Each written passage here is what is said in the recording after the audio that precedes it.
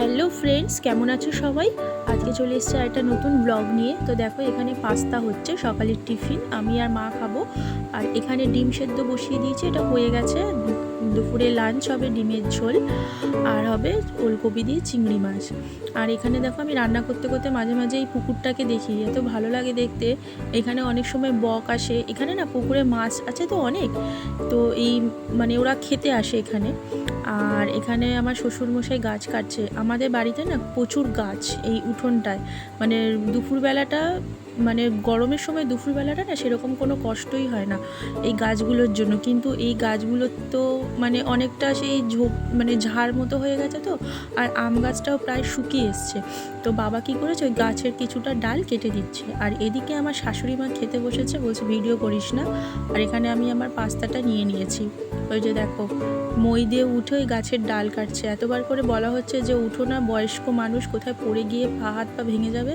তা না, মা ওদিক থেকে চিৎকার করছে, তাও শুনছে না।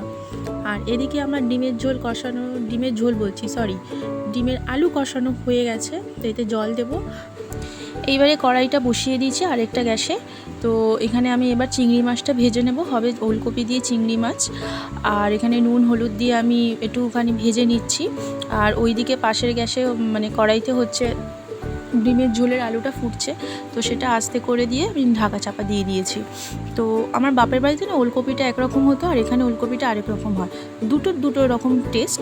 তো ওটাও ভালো লাগতো, এটাও ভালো লাগে। তো যাই হোক, তো আমার এখানে চিংড়ি মাছটা ভাজা হয়ে গেছে। তো ভাজা হয়ে যাওয়ার পর এবার আমি এই সবজিগুলো দিয়ে দিলাম, ওলকপি আর আলু। তো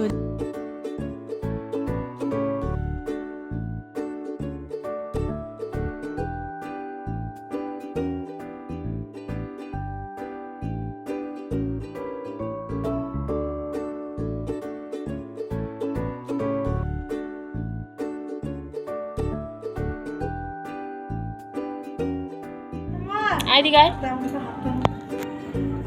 আয় আয় আয় দিকে আয়। তুই ওখানে গেছিস কেন?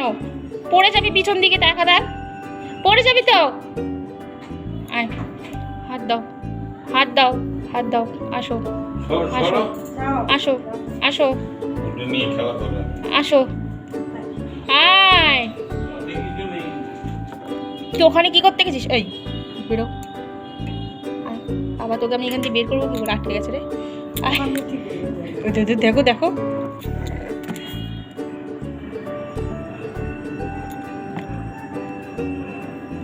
কোথায় ঢুকেছে।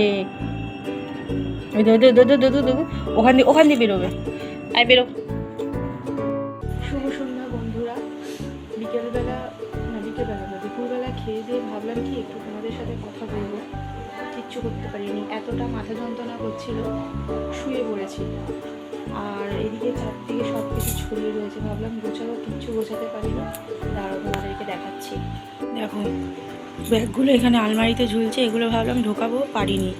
এই যে ট্রলিটা, বরকে বলেছি কবে থেকে তুলে রাখতে, তোলার সময় হয়নি, আজকে বলেছে তুলবে, সেটা পড়ে রয়েছে। আর আমার চেয়ারের অবস্থা দেখে আবার কেউ খারাপ কমেন্ট করে বসো না, আমার চেয়ার এরকমই থাকে সারা বছর। আর এই যে ড্রেসিং টেবিলের অবস্থা, ভাবলাম দুপুরবেলা গোছাবো আর তোমাদের সাথে এটা একটু দেখাবো।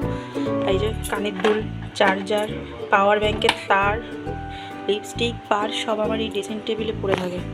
সে এগুলো গোছানো হয়নি, এতটা শরীরটা খারাপ লাগছিল। তো যাই হোক, আর ওই যে টেডি বিয়ারটাকে প্লাস্টিকে মুড়ে রেখে দিয়েছি, কারণ আমাদের এখানে না প্রচণ্ড ধুলো আর লাইট কালার, তো যদি খুলে রাখি দুদিনে কালো হয়ে যাবে, হলুদ। আজকের ব্লগটা এখানেই শেষ করলাম, আবার নেক্সট কোনো ব্লগে তোমাদের সাথে দেখা হবে। তো আজকের মতো টাটা। আর আমার ব্লগটা যদি ভালো লেগে থাকে তো অবশ্যই সাবস্ক্রাইব করে দিও আর শেয়ার করে দিও।